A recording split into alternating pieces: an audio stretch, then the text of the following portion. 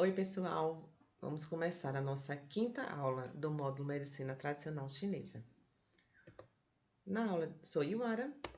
Na aula de hoje, vamos conhecer sobre a acupuntura, a moxa-bustão e a ventosa terapia.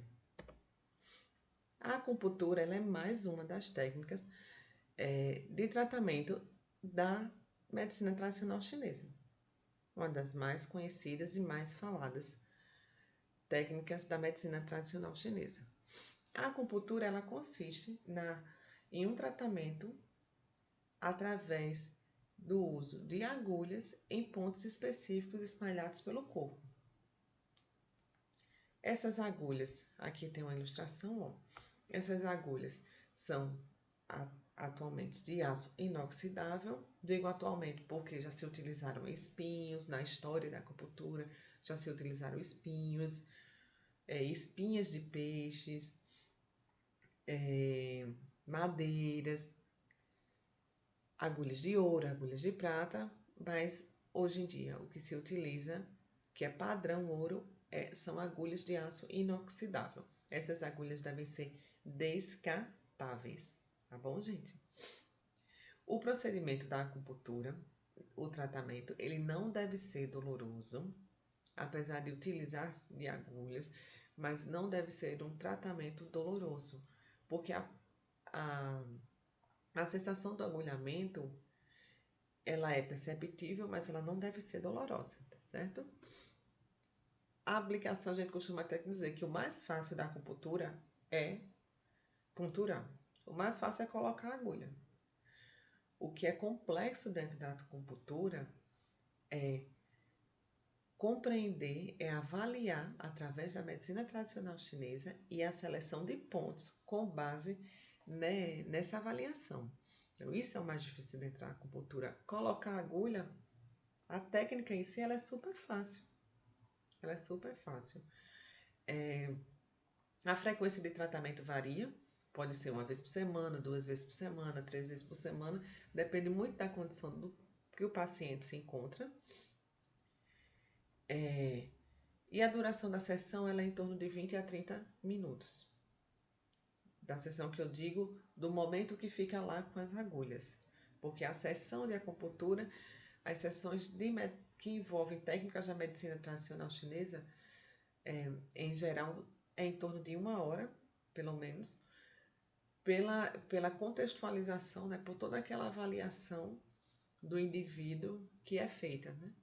Então, seja acupuntura, moxa-bustão, a sessão em si, ela vai durar mais de 1 hora, mas o tempo que aqui eu tô falando de duração das agulhas no corpo, é em torno de 20 a 30 minutos, tá?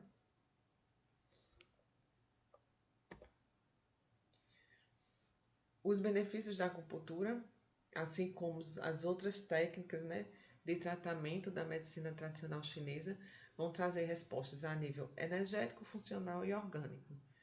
Então, tem respostas regulatórias de padrões energéticos, respostas antinociceptivas, que são respostas de analgesia, respostas moduladoras da inflamação, então tem ação em processos inflamatórios, e respostas do sistema de recompensa, que é o sistema mesolímbico, que atua nas nossas emoções, memória, aprendizagem, envolve nosso córtex cerebral, tá bom?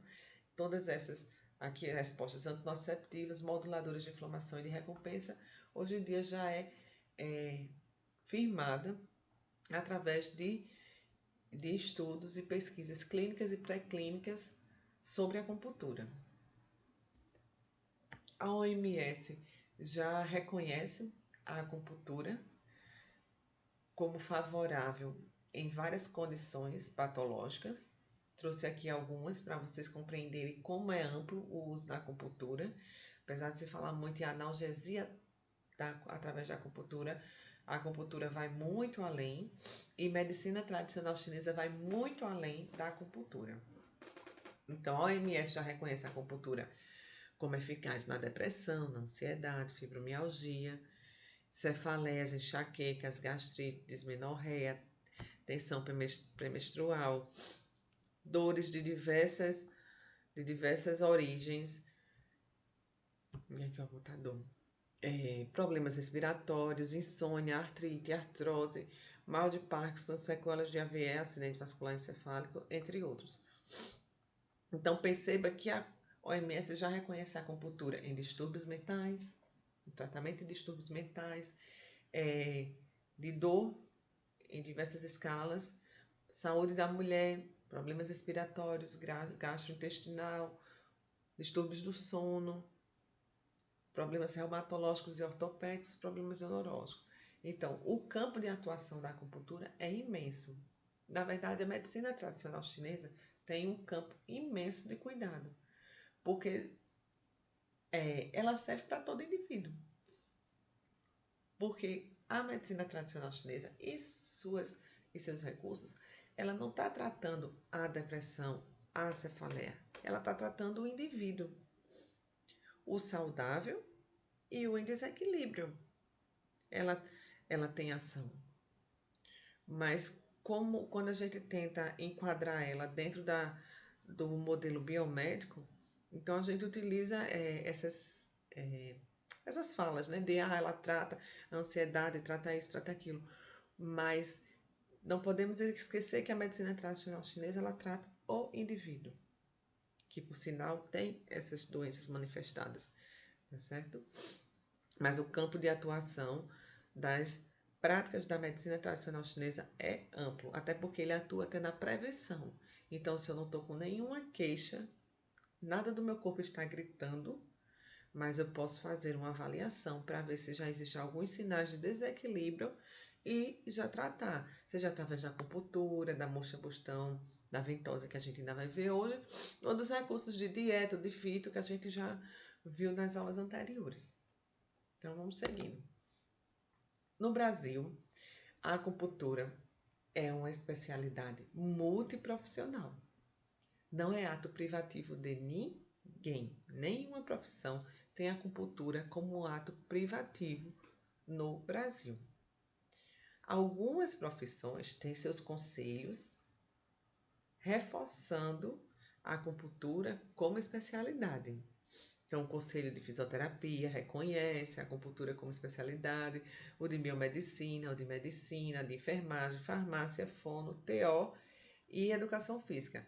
Esses conselhos reconhecem a acupuntura como especialidade profissional, mas não são só esses profissionais que estão habilitados a atuar com a acupuntura.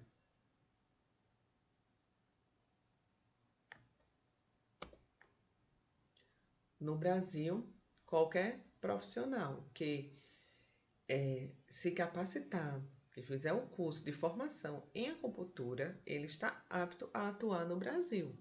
Seja da área da saúde ou não, ele pode atuar. A acupuntura no Brasil ela é multiprofissional.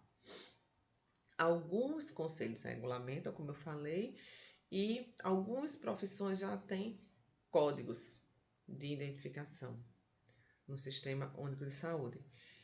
No caso, o Ministério do Trabalho estabelece alguns códigos através da Classificação Brasileira de Ocupações, que identifica as atividades profissionais no Brasil. Então, em 2002, o Ministério do Trabalho estabeleceu CBOs, que são Classificações Brasileiras de Ocupações, para acupunturistas técnicos em acupuntura, fisioterapeutas acupunturistas possuem código de atividade profissional, o médico acupunturista e o psicólogo acupunturista. Então só fisio, médico e psicólogo que pode atuar? Não. Até porque, tem aqui um código para quem tem a formação em acupuntura, tá bom? Ainda seguindo com o histórico que eu trouxe um pouco para vocês, ainda seguindo com esse histórico da acupuntura no Brasil, tem uma coisa que eu acho bem importante, né? Uma coisa, ficou feio, né? Tem uma situação que eu acho bem importante que foi a criação da Política Nacional de Práticas Integrativas e Complementares em Saúde, pelo Ministério da Saúde, que existe desde 2006 e desde 2006 a acupuntura já se faz presente nessa política nacional. Então, ela foi uma das primeiras técnicas da medicina tradicional chinesa a fazer parte dessa política nacional de práticas integrativas e complementares de saúde no SUS. Mas hoje em dia já existem muitas outras medicinas tradicionais, práticas, que estão enquadradas na Política Nacional de Práticas Integrativas e Complementares em Saúde. As práticas corporais da medicina tradicional chinesa é riquíssimo e é muito utilizado hoje em dia no SUS, com esses resultados excelentes em muitas populações. O acesso às populações mais carentes foi possível, né, através dessa política nacional, porque essas práticas que antes só algumas pessoas tinham acesso a fazer uma acupuntura, a participar de uma yoga, hoje em dia o SUS disponibiliza essas práticas, né? E aqui em João Pessoa, isso é bem estabelecido, isso é bem estruturado no município. Então, somos referências para o Brasil dentro da política das práticas integrativas e complementares no SUS. E eu ressalto que a acupuntura foi uma das primeiras práticas a estarem presentes nessa política. Então, voltando agora ao contexto da acupuntura, então ela utiliza agulhas em pontos específicos do corpo, que são o quê? Os acupontos. Os pontos de acupuntura são regiões da pele com baixa resistência elétrica. É uma região onde há uma grande concentração de terminações nervosas sensoriais. Quando eu digo que é um local de baixa resistência elétrica, é através dessas características que um aparelho chamado puntoscópio consegue localizar os pontos de acupuntura pelo corpo. Unindo cada ponto de acupuntura, a gente vai formar os canais de energia, os meridianos, os famosos meridianos. Então, a gente tem os acupontos que formarão os meridianos, que são canais por onde percorre o Qi e o Shui, a energia do Qi e o sangue. Eles são classificados em meridianos principais e em meridianos secundários. Os principais são em número de 12. 12, vamos resgatar aqui o que é que a gente tem em relação a 12, que a gente já estudou, né? 12 são os Zangfu, os órgãos e as vísceras do nosso corpo. São 6 Zang e 6 Fu. Então, cada Zang e cada Fu apresenta um meridiano correspondente, totalizando 12 meridianos principais do nosso corpo. Então, a gente vai ter os meridianos de todos aqueles Zangfu no corpo. Esses são chamados principais. Eles são bilaterais. Então, a gente vai ter 12 do lado direito, 12 do lado esquerdo. E eles estão relacionados aos Zangfu, como eu já falei. A distribuição deles segue em uma sequência de fluxo. Tanto em relação à maré energética, lembra dos horários? Então, vai ter um fluxo de energia maior em cada meridiano a cada 2 horas, conforme a maré energética que a gente viu lá naquela aula de dietoterapia. Como também ela tem uma distribuição no corpo de uma forma sequencial. Então, os meridianos, ele vai seguir a seguinte ordem, né? Do tronco para a mão, da mão vem para a cabeça, da cabeça para os pés, dos pés para o tronco. Aí vem mais um meridiano, do tronco para as mãos, um outro meridiano das mãos para a cabeça, um outro meridiano da cabeça para os pés e outro meridiano dos pés para o tronco.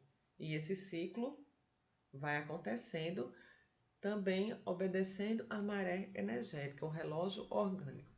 Então, eu trouxe essa ilustração aqui, ó. Então, vai ter o meridiano do tórax para a mão. Então, ele vai depois da mão para a cabeça. Da cabeça, ele vai descer para os pés.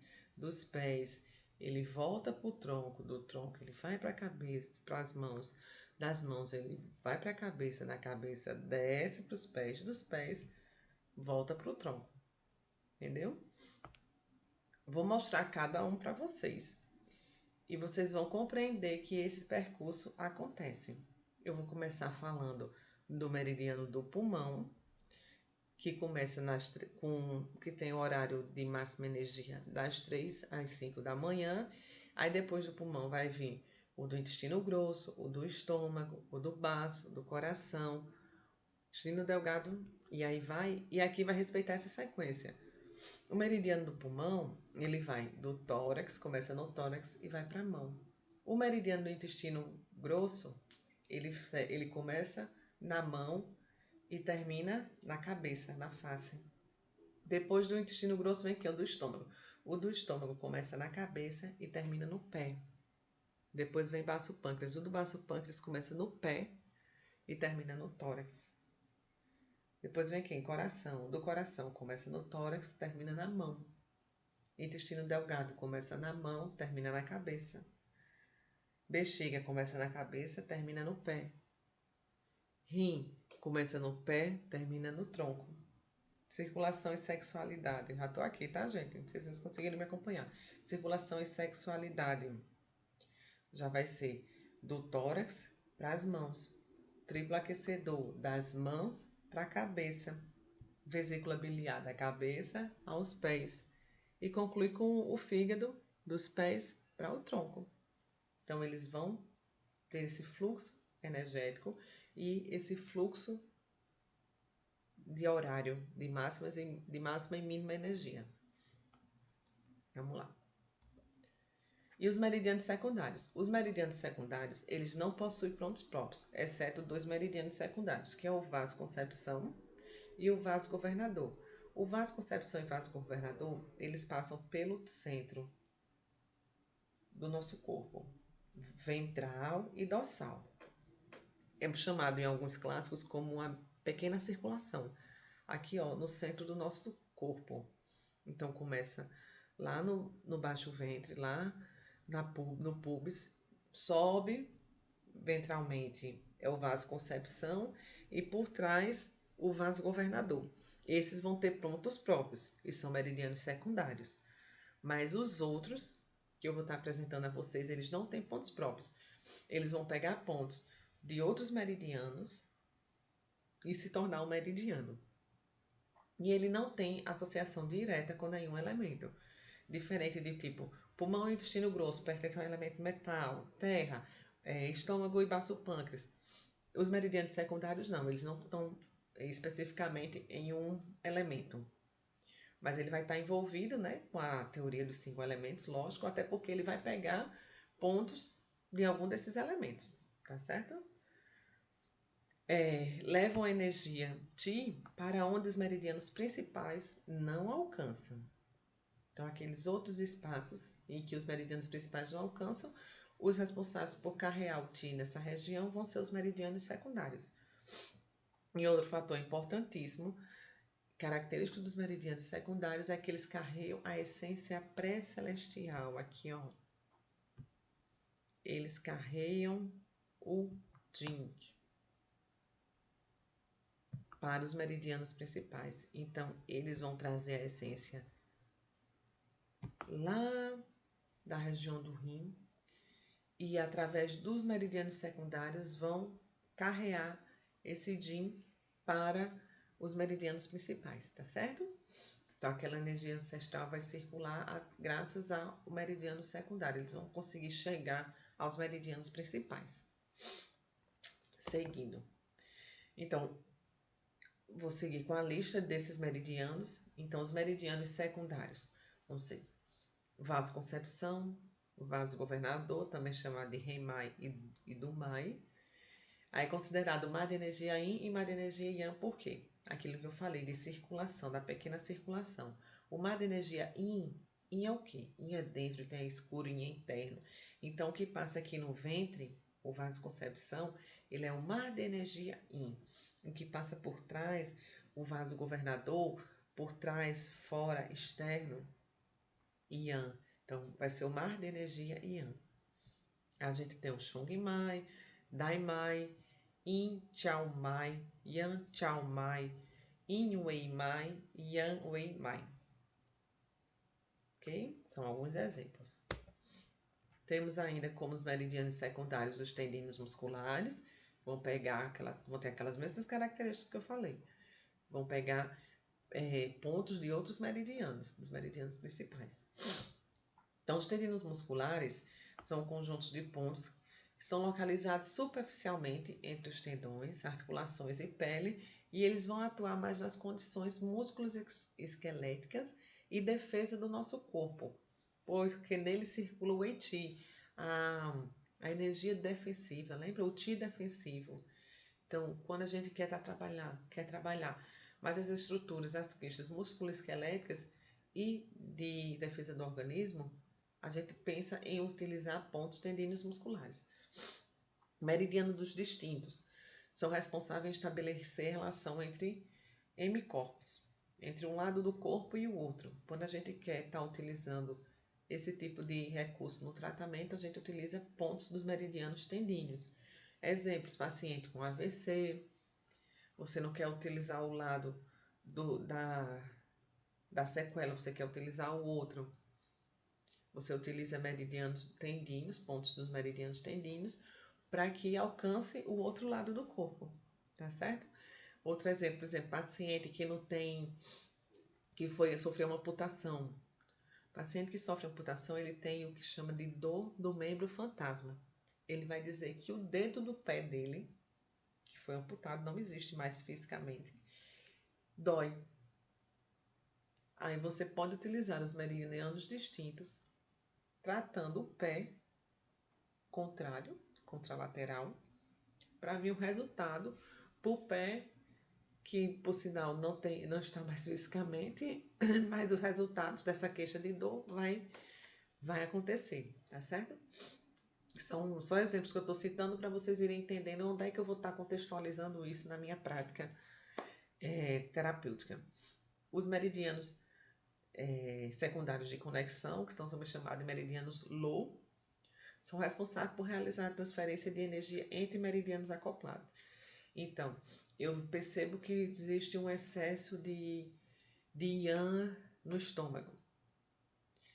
Mas então, aí quero tratar o estômago utilizando pontos do acoplado. Eu quero fazer uma transferência e percebo uma deficiência no baço pâncreas. Então, para eu transferir essa máximo de energia do estômago para o baço pâncreas que está deficiente, eu utilizo pontos dos meridianos de conexão, dos meridianos Lu, porque eles conseguem fazer essa transferência de energia entre acoplados, entre o Yin e o Yang, tá certo? Então, vamos lá agora passear pelos meridianos de acupuntura. Os principais, que são 12. Então, 12 de cada lado, né? Vai totalizar 24 meridianos principais no corpo. O meridiano do pulmão. O meridiano do pulmão, como eu falei, vai ser o primeiro. Ó, tórax, tronco, para as mãos. Então, ele possui 11 pontos bilaterais. É o meridiano de um órgão yin, de um zang. Então, ele começa aqui, ó, no tórax, desce na região subclavicular, percorre o braço e vai terminar no polegar. Meridiano do intestino grosso. Se eu fui do tórax para as mãos, então do intestino grosso vai das mãos para a cabeça. Então, eita, nem tá ele completo aqui. Agora que eu percebi. Ele vai começar então aqui, ó, do indicador, vai percorrer a mão, antebraço, ombro, pescoço, tá, gente? Não tem aqui, mas ele continua pelo pescoço até a asa do nariz. Então, ele vai terminar na cabeça, tá? Ele segue esse trajeto aqui, ó, que eu mostro a vocês. Aí, quando chega aqui no ombro, ele vem pelo pescoço, vai um pouquinho aqui por trás, vem pelo pescoço e vai terminar junto à asa do nariz, bilateralmente. Então, termina aqui, ó, o meridiano do intestino grosso. Aí vai meridiano do estômago. São 45 pontos. Já é um meridiano bem maior. Por quê? Depois que tá na cabeça, o meridiano vai percorrer que sentido? Vai até o pé. Então, o meridiano do estômago é o meridiano Yang, que é uma víscera, né? Que é um fu. Então, ele começa aqui, ó, na cabeça. Aqui, ó, embaixo do olho, tá? Ele começa, vai andar pela face, desce tórax, abdômen, membro inferior e vai terminar no segundo dedo. Aqui, ó, na pontinha, no leito unguial do segundo dedo. Percebe? É um meridiano bem compridinho, mas não é o maior, tá? O meridiano do baço pâncreas. Se foi até o pé, agora do baço pâncreas vai vir do pé para o tronco. Então, ele começa lá no dedinho do pé, no dedão, na verdade, do pé, no leito unguial do hálux, sobe internamente aqui pela perna, pela coxa, até alcançar aqui, ó, região do tórax, terminando na sétimo espaço intercostal. Veio até o tronco, o próximo meridiano é o do coração. Do coração vai para onde? Vai do tórax, do tronco, até as mãos. Percebe que aquele caminho vai sendo percorrido? Então, ó, são 9 pontos. Ele começa aqui na axila, vem pela face interna do braço e termina no dedo mínimo, tá? E vem a pergunta, tá, e o que é que eu faço, como é que eu vou saber a utilização desses pontos, né? Para que servem esses pontos? A utilização desses pontos segue a característica fisiológica energética desses pontos. Então, para que eu vou utilizar meridiano do intestino delgado? Aí você vai lembrar, lá na fisiologia energética, o que é que o intestino delgado realiza. Aí ele atua na absorção dos nutrientes, né? Separação ali do de puro e impuro. Então, se eu percebo alguma desregulação gastrointestinal, eu vou estar pensando nesse meridiano.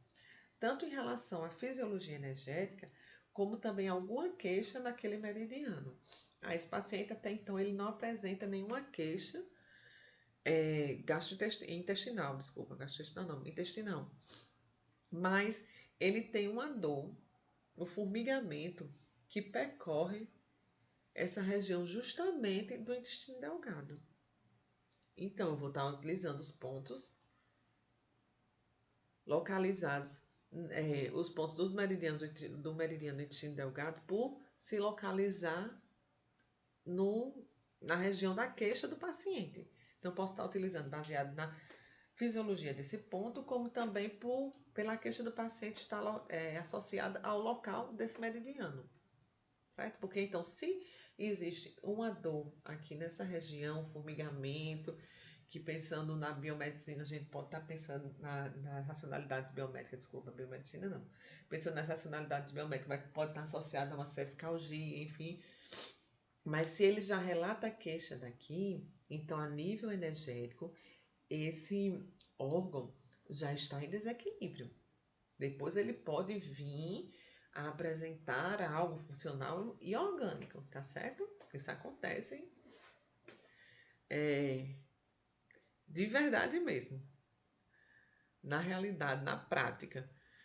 Então vamos lá, no intestino delgado começa então aqui, ó, no dedo mínimo, e, ó, bem na pontinha, mais externamente.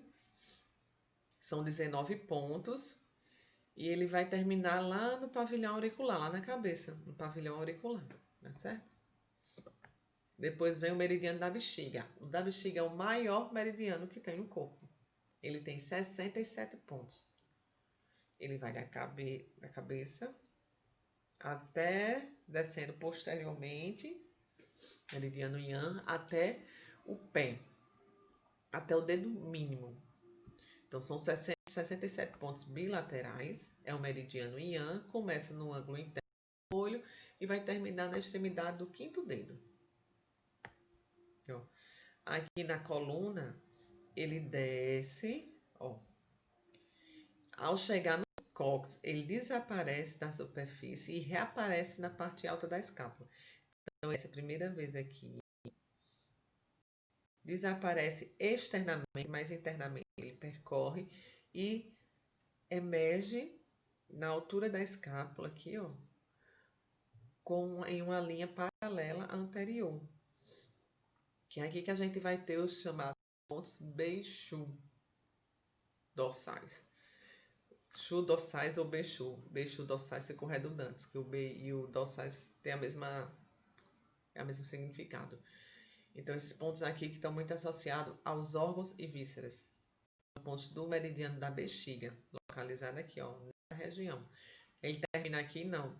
Ele desce pela coxa, pela face posterior, pela perna, e já na altura do tornozelo ele começa a lateralizar e vai terminar no dedo mínimo. Meridiano do rim. São 27 pontos, vai vir do pé para o tórax. Nasce lá na planta do pé, aqui, ó, o R1. Ponto rico é a concentração do yin do nosso corpo. Lá na sola do pé, o R1. E o VG20, que é no topo da cabeça, é o ponto mais yang. Então, o ponto mais yin do nosso corpo, considerado é o R1. É o R1. Lá na sola do pé. Primeiro ponto do meridiano do rim. E o ponto máximo do yang é o ponto VG20, no topo da cabeça. VG, quem é do vaso governador. O mar de energia yang. Percorre por trás. Assanhando os cabelos. Depois, o meridiano do pericárdio, circulação e sexualidade. Ele vai, então, do tórax para a mão. São 44 pontos. Não, tá errado. 44 pontos, não. Isso daqui tá errado. Eu tenho que corrigir, viu, gente? Não são 44 pontos, não. São 9 pontos. O meridiano do pericárdio. Deixa eu ver se o resto tá certo.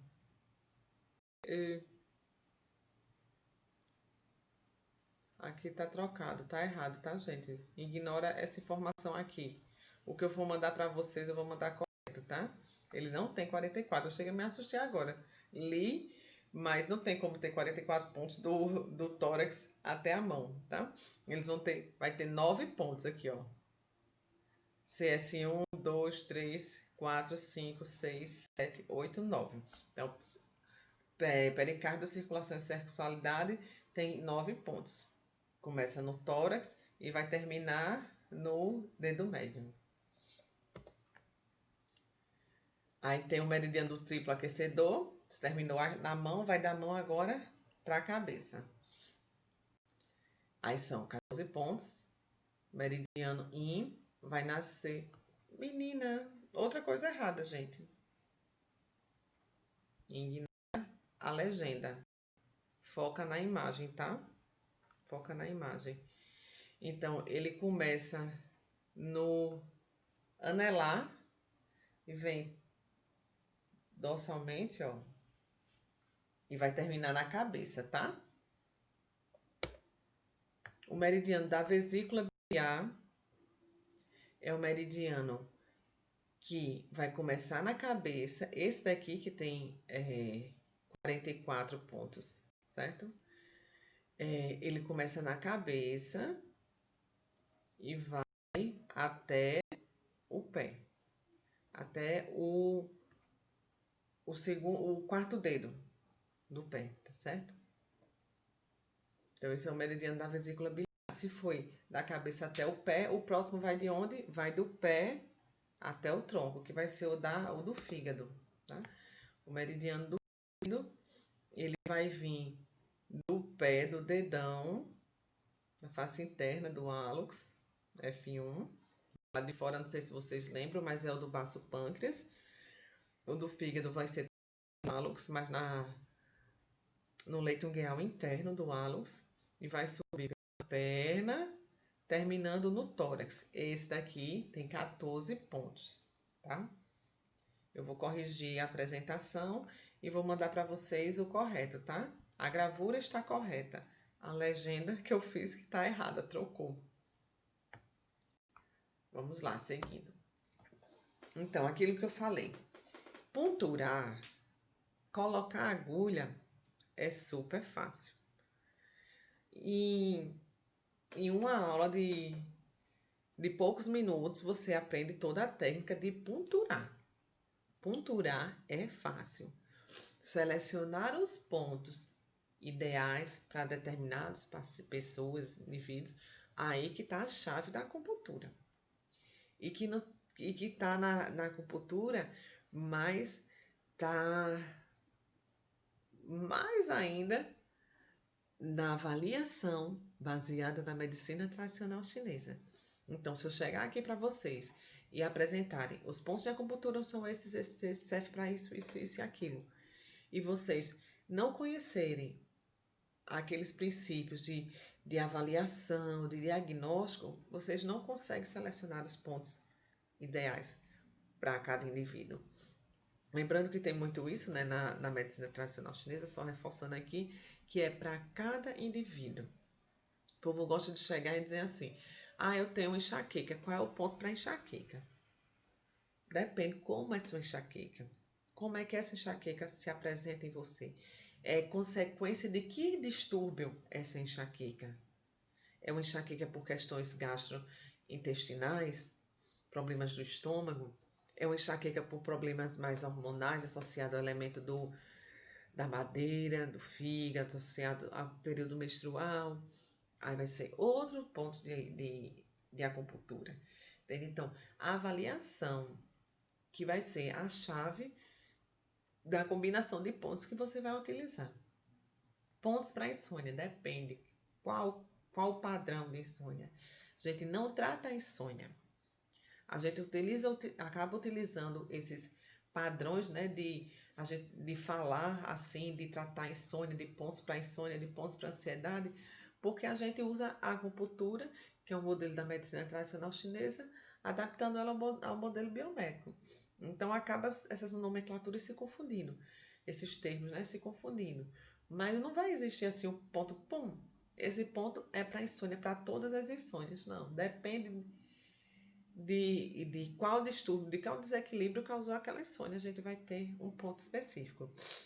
Não, o fundamental é entender o padrão das síndromes, dos desequilíbrios, para poder chegar à escolha dos pontos.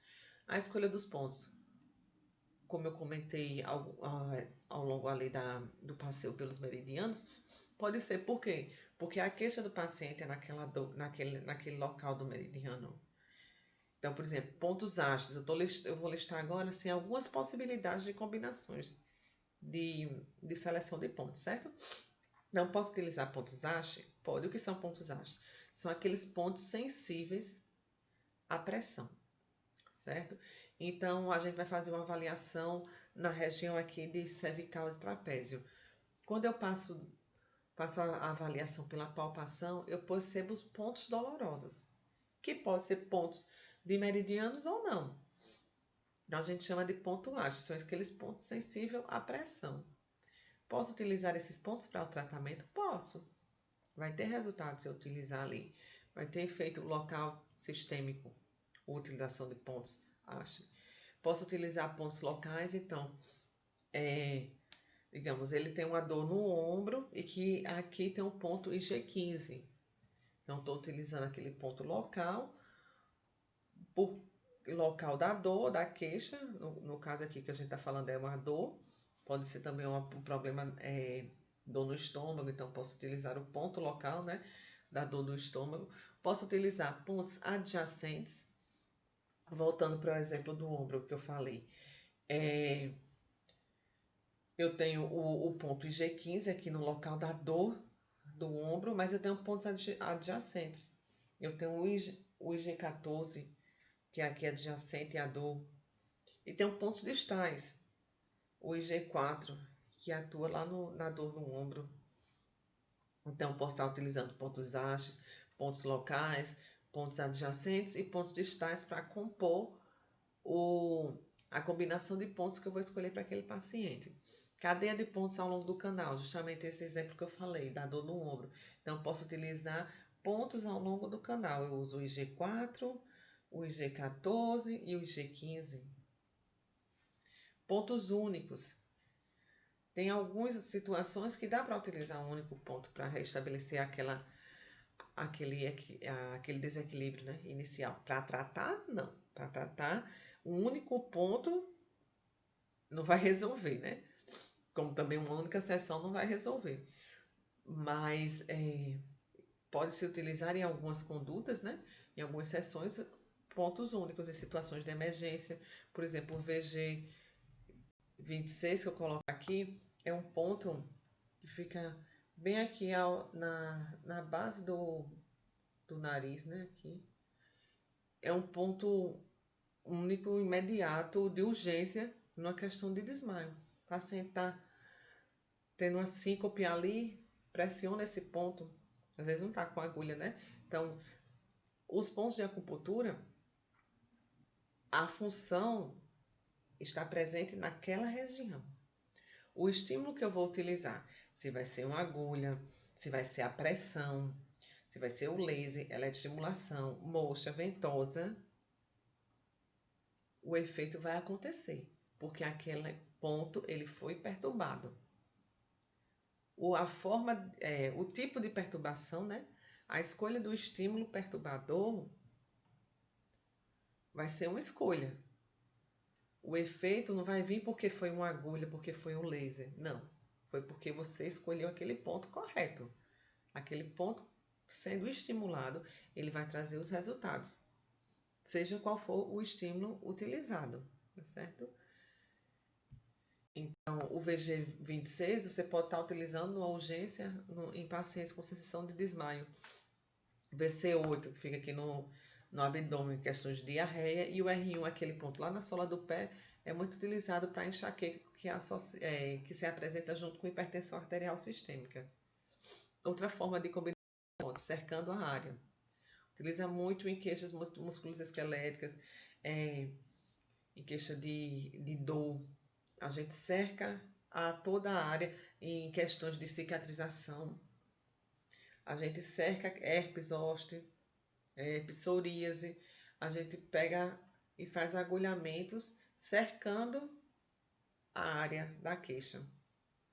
Assim, eu nem comentei para vocês em relação ao agulhamento, falando aqui agora eu me lembrei dessa consideração. O agulhamento, ele pode ser perpendicular, oblíquo e em algumas situações tangencial, que ele está quase em paralelo à pele, certo? O aprofundamento da agulha é até pequeno, mas ele pode ser a aplicação perpendicular, oblíqua ou praticamente em paralelo ao corpo, certo? São as formas de puntura que eu não comentei anteriormente. Então vamos lá, cercando a área. Combinações de meridianos secundários é muito utilizado. Aqueles primeiros meridianos que eu falei, depois de vasoconcepção e vasogovernador, aquela sequência de meridianos que eu falei, vão formar os vasos maravilhosos. É uma combinação de meridianos secundários. Os tendíneos musculares são combinações de meridianos secundários que é muito utilizado na seleção, na escolha, né, de combinação dos pontos. Centros de energias, pontos dos centros de energia, né, que são os pontos do vasoconcepção e vasogovernador, está associado aos nossos centros de energia, aos chakras. Pontos chu-dorsais, aquele que eu falei, que vai estar lá atrás da bexiga, no meridiano da bexiga. Eles estão muito associados aos órgãos e às vísceras.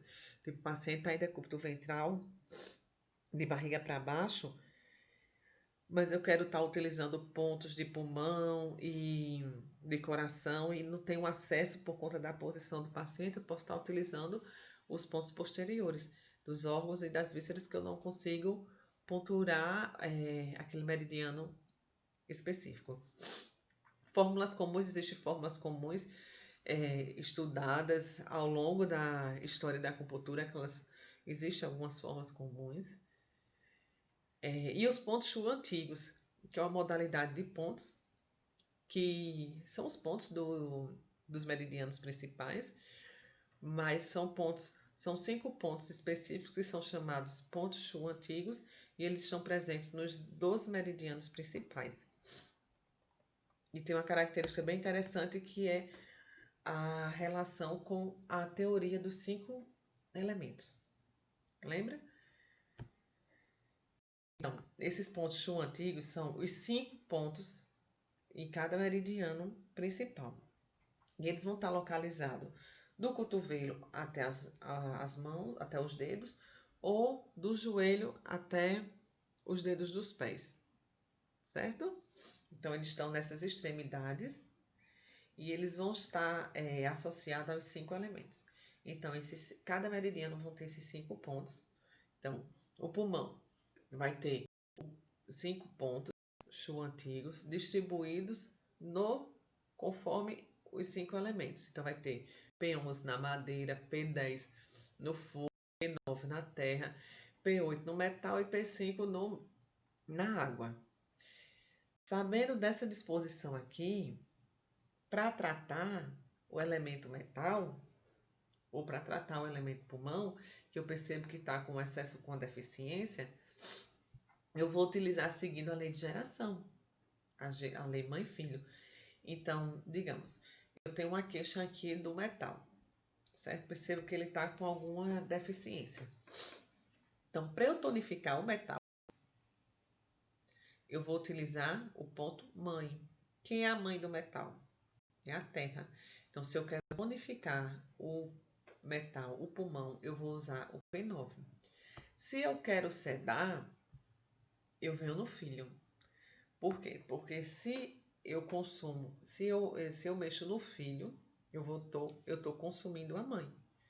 Então, eu mexo aqui para sedar.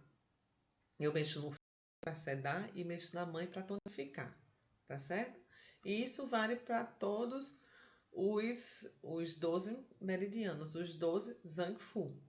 Pulmão vai ter a sequência de pontos, pericárdio vai ter a sequência de pontos, e dependendo de onde eles estão localizados, vão ser dos pés ao joelho ou do cotovelo até as mãos, tá certo? Vão ser jogados no pentagrama e a gente vai seguir a lei de geração. Existem várias escolas, né, da acupuntura. Então, combinações de pontos diversas vão existir no tratamento da acupuntura. Se você seguir tais e tais escolas, cada uma cria diversos protocolos. Então, hoje, quando você vai estudar acupuntura, você tem uma diversidade de protocolos para estar aplicando. Protocolos não são receitas de bolo, mas são orientações para determinados desequilíbrios e sugestões, como utilizar os 5 elementos, utilizar mais vasos maravilhosos. Outras escolas utilizam mais os tendinhos. Outras escolas utilizam muito os Beichu. Existe isso muito na acupuntura, todos com seus resultados e suas limitações, né, de tratamento.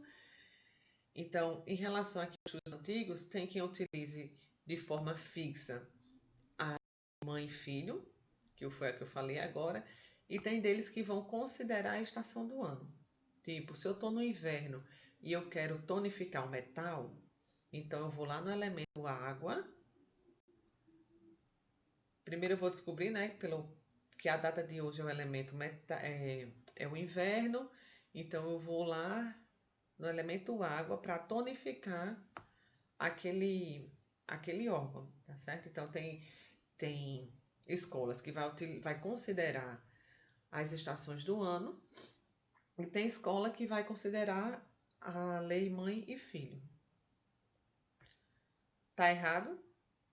Uma tá correta a outra, eu não considero. Eu considero formas distintas de tratamento, escolhas distintas, mas cada uma tem sua justificativa, né? Então é isso.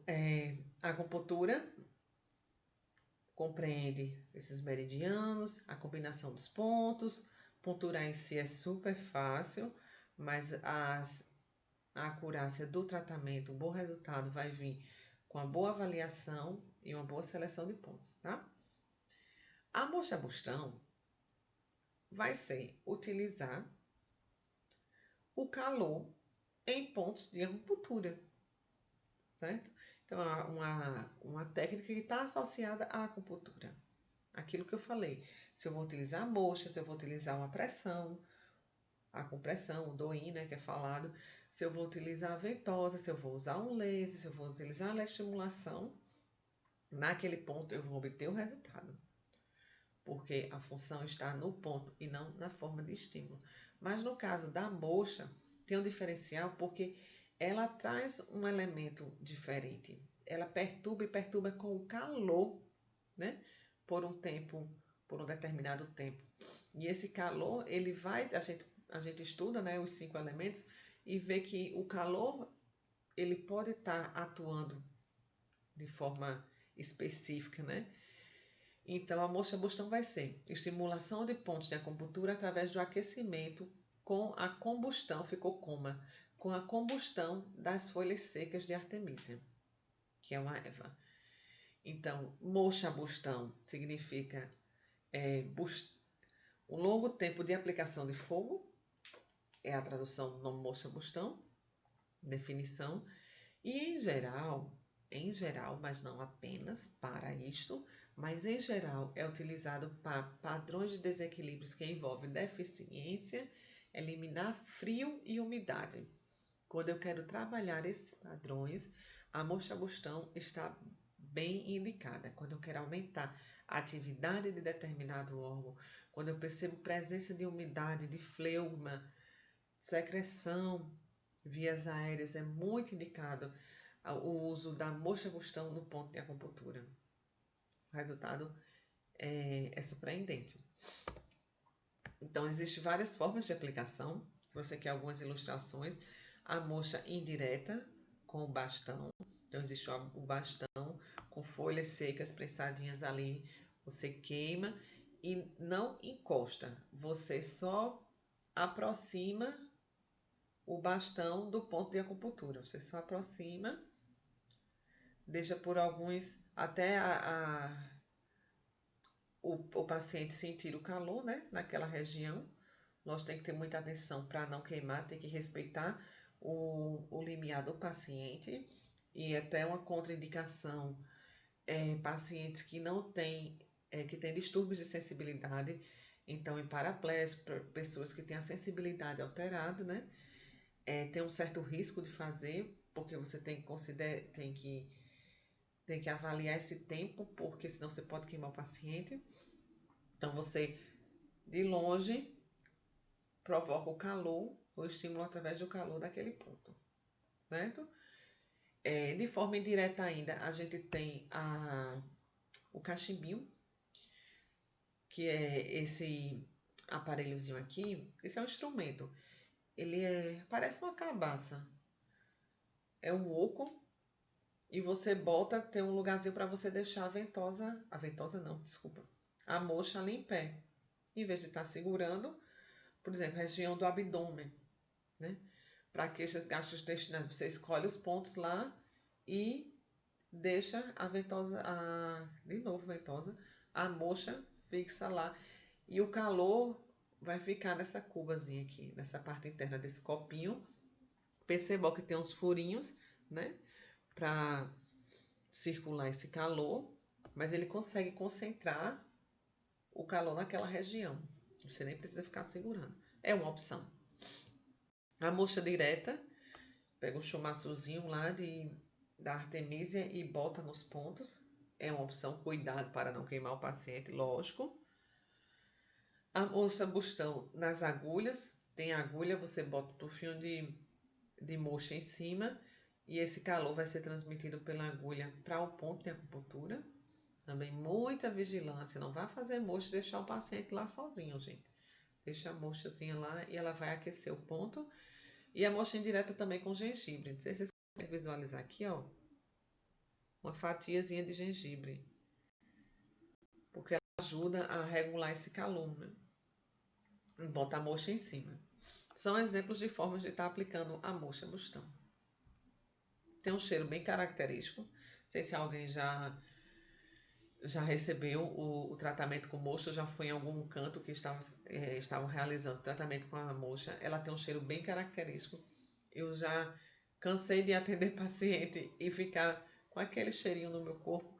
e o outro paciente entra, não conhece a medicina tradicional chinesa, não conhece moxa, bustão, e olhou assim para mim e fez: a senhora estava fumando? Se não, eu estava utilizando uma técnica da medicina tradicional chinesa, que a moxa bustão é aproveito para mostrar, explicar e orientar, né? Torná-la consciente dessa prática. Mas ela fica um cheiro bem forte. Mas esse cheiro, gente, ele não é tóxico, ele é medicinal, tá? É tanto que é muito utilizado para queixas respiratórias, para rinite, sinusite. É muito bom o resultado com a moxa. E você inala, por exemplo, o ponto IG20, que é o último ponto aqui do meridiano do intestino grosso. Fica aqui na asinha do nariz. Você aquece com a moxa indireta lá, vai estar saindo a fumacinha. E ali você pode respirar. Ah, mas olha, cheiro de cigarro, eu sou super alérgica. Cigarro você tem alergia, mas não se preocupe, que aqui é medicinal, com suas propriedades, né? Benéficas, que não comprometem o seu processo alérgico. Ao contrário, tem muitos resultados favoráveis a processos alérgicos, tá certo? É uma fumaça que você pode inalar. Tem até pesquisas já realizadas com profissionais, com terapeutas que utilizam a moxa bustão para saber se teve comprometimento. Tem aqueles terapeutas que utilizam muito no seu dia a dia a moxa, então o fato deles estarem inalando ali aquele ar, se isso comprometeu. Pesquisas já mostram que não interfere na saúde do terapeuta o uso constante dessa técnica, tá? E a ventosa terapia. A ventosa terapia vai ser a aplicação de ventosas sobre a pele. Essa ventosa ela vai gerar uma pressão negativa, um vácuo, que vai puxar a pele e os tecidos, né, que estão próximos ali. Está muito associado, quando a gente fala dos clássicos chineses lá, a purificação do sangue.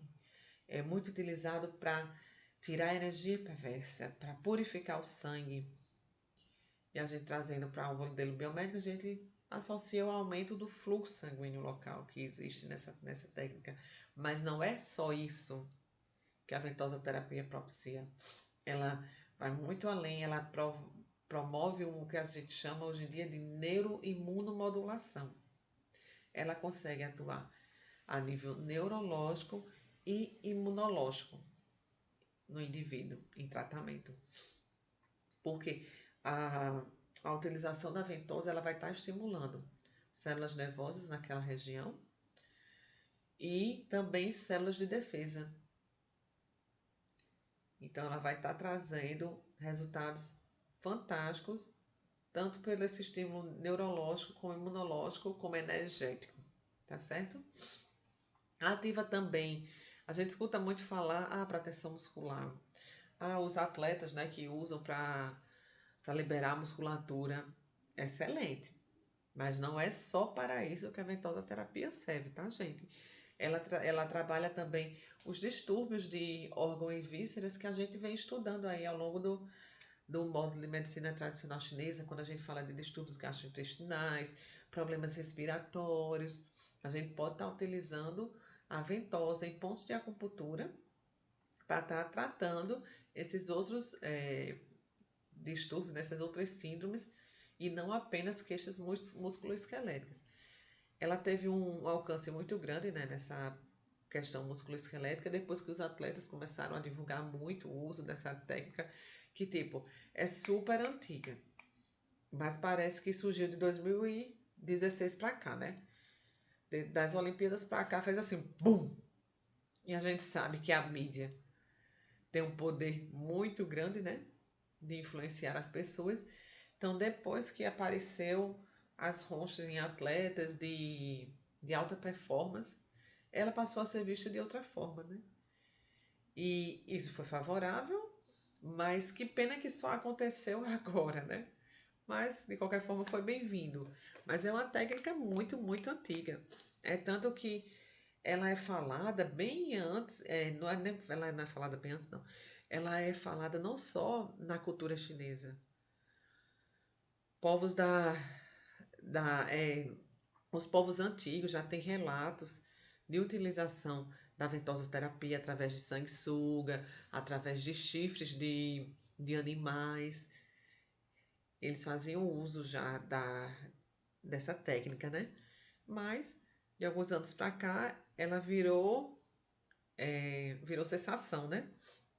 As ronchas que para alguns antes não queriam nem fazer a técnica. Como eu trabalho com a medicina tradicional chinesa já faz mais de 10 anos, então eu consegui pegar esse momento pré e pós eh, divulgação aí através dos atletas, né, da ventosoterapia.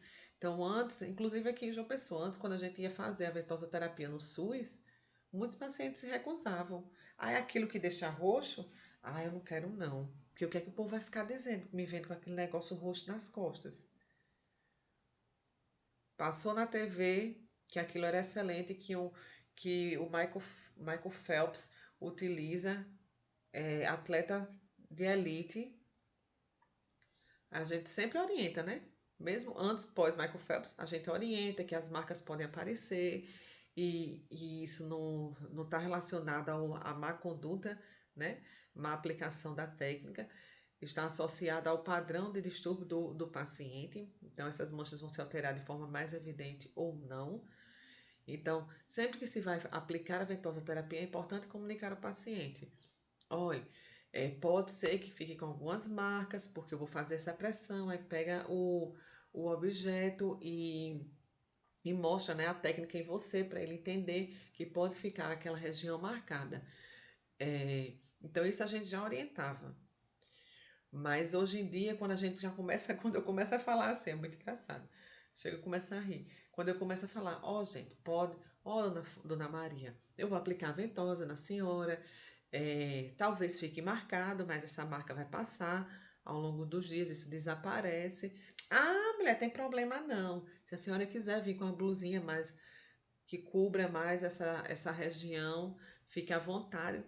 Ah, não, bobagem. Vão de alcinha e sai com o cabelo amarrado, ó, mostrando que fez ventosa terapia. Hoje em dia está desse jeito. Ganhou fama. Que bom, porque é um excelente recurso, né? Então, ela vai muito além da questão musculoesquelética, tá certo? Que fique bem claro que ela consegue atuar. Ela tem grande eficácia em problemas respiratórios, em distúrbios gastrointestinais. Consegue atuar também em padrão de sono, de distúrbios de sono, em questões de ansiedade, porque ela vai estar trabalhando esse nível energético também, tá certo? Então, eu coloquei aqui, ó, ativação do sistema nervoso autônomo simpático e sistema nervoso autônomo parasimpático. Através daqui, ela consegue fazer grandes conexões com órgãos e vísceras. Analgesia e relaxamento corporal é possível, mas muito além do que isso. E peço a atenção de vocês para pacientes com febre, ferimentos, fraturas e trombo. Isso tanto na ventosa como na moxa, tá, gente? A questão da febre do ferimento, você pode dar febre na moxa, muita cautela. E no momento, o cuidado com a moxa direta, né?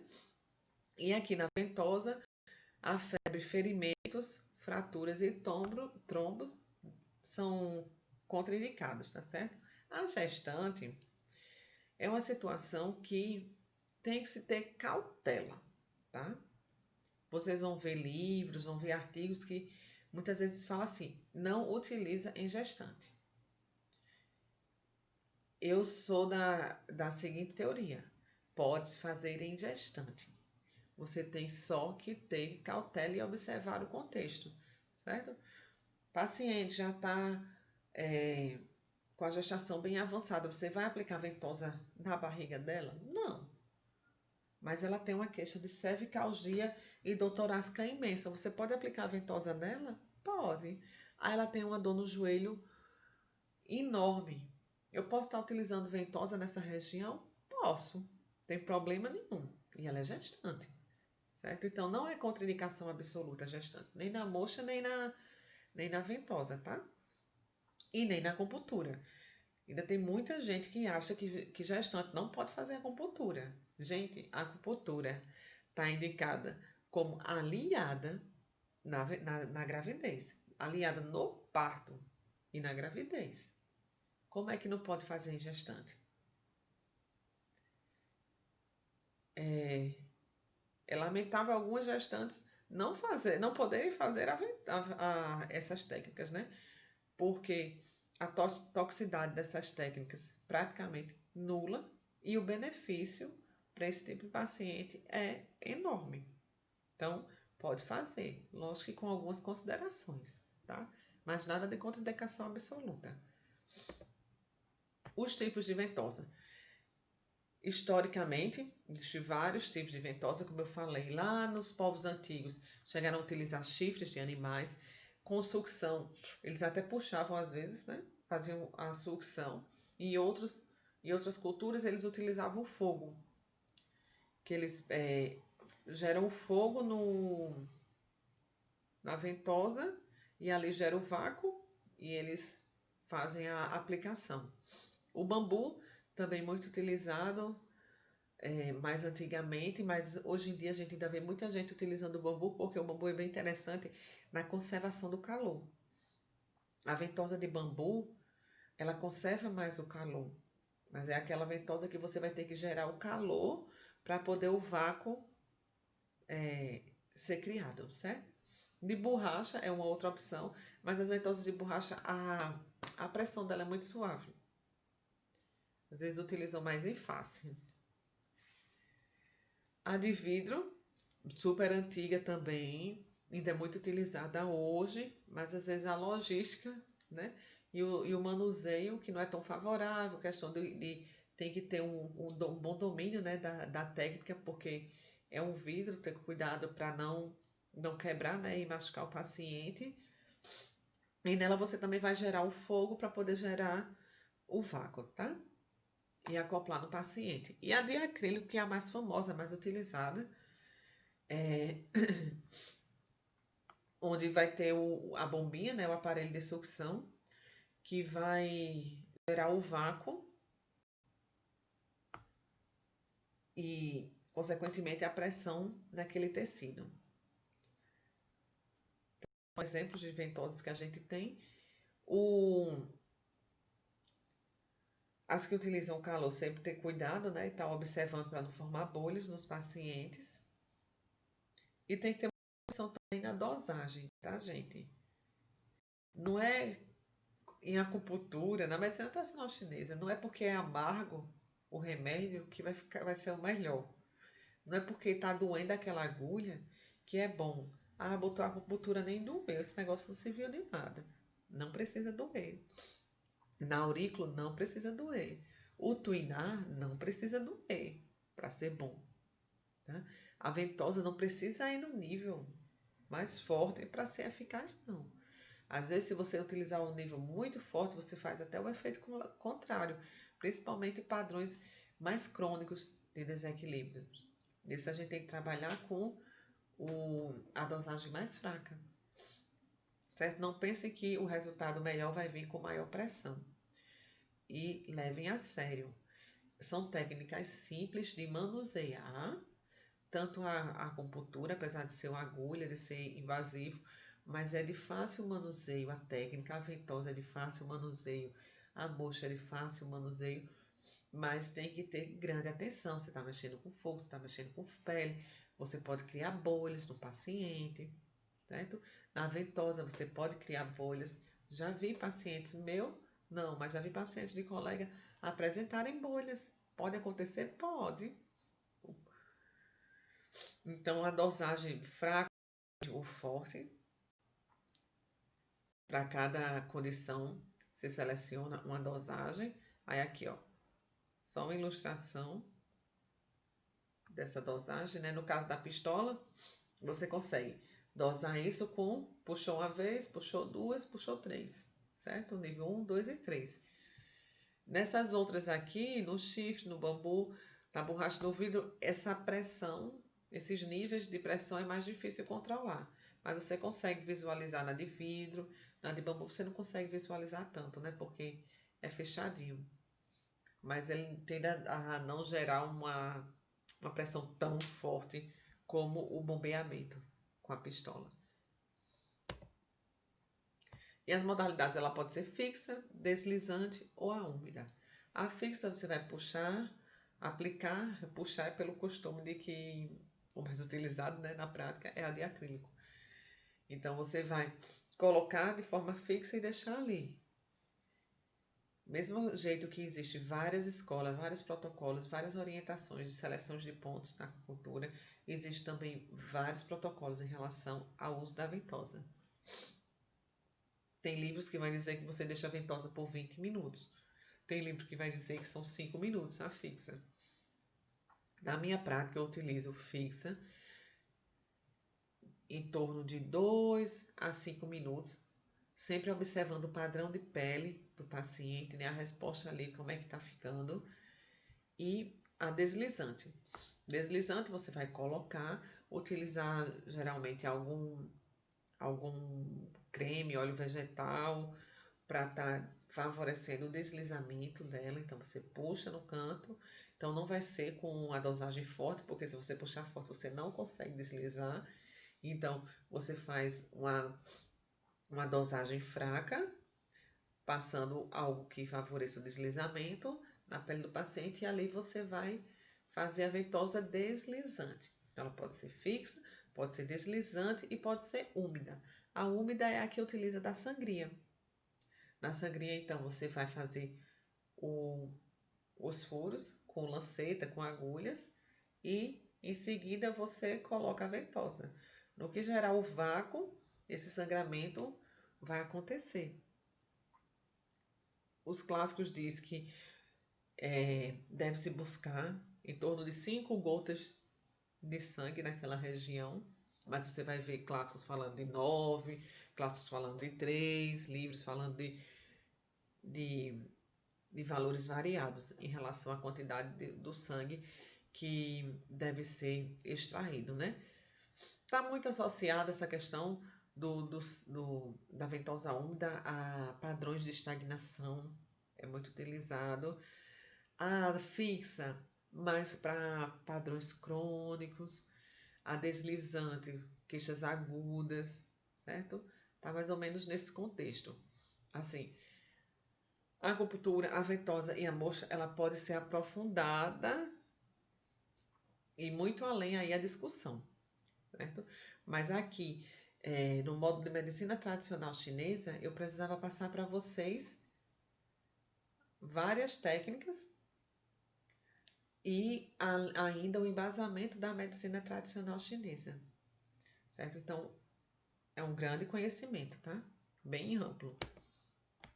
Nessa aula de hoje, na aula 5, a gente conclui então a imensidão de possibilidades da acupuntura e a importância da boa avaliação para a sua aplicabilidade. Não é só a R1 é bom para enxaqueca, pum, pronto.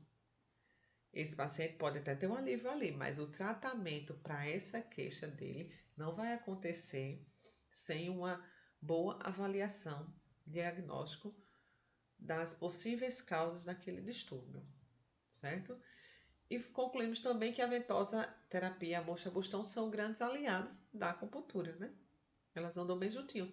Pode estar utilizando os pontos da acupuntura com as ferramentas da ventosa e da moxa-bustão, certo? Deixo aqui as referências mais associadas a esse módulo e espero que vocês tenham se encantado com a medicina tradicional chinesa, como sou encantada, e compreendido todas aquele seu embasamento filosófico, que é fundamental, que foi visto na primeira aula e foi revisto em todas as aulas. Então, é fundamental para se trabalhar com medicina tradicional chinesa, se vai trabalhar com qualquer um desses recursos, com práticas corporais, com tuiná, com o que for de terapêutica que pertence à medicina tradicional chinesa, é fundamental você conhecer todas aquelas teorias para os bons resultados da sua da sua técnica surgirem, tá certo? Então é fundamental, espero que vocês tenham compreendido que esse embasamento, a importância dele e conhecido, né? Um pouquinho de cada um dos pilares terapêuticos da medicina tradicional chinesa. Agradeço a oportunidade de estar aqui com vocês e me coloco à disposição para as dúvidas que surgirem após esse encontro virtual, tá certo? Estou aqui à disposição para tirar essas dúvidas com vocês, tá bom? Foi um prazer e tchau, tchau.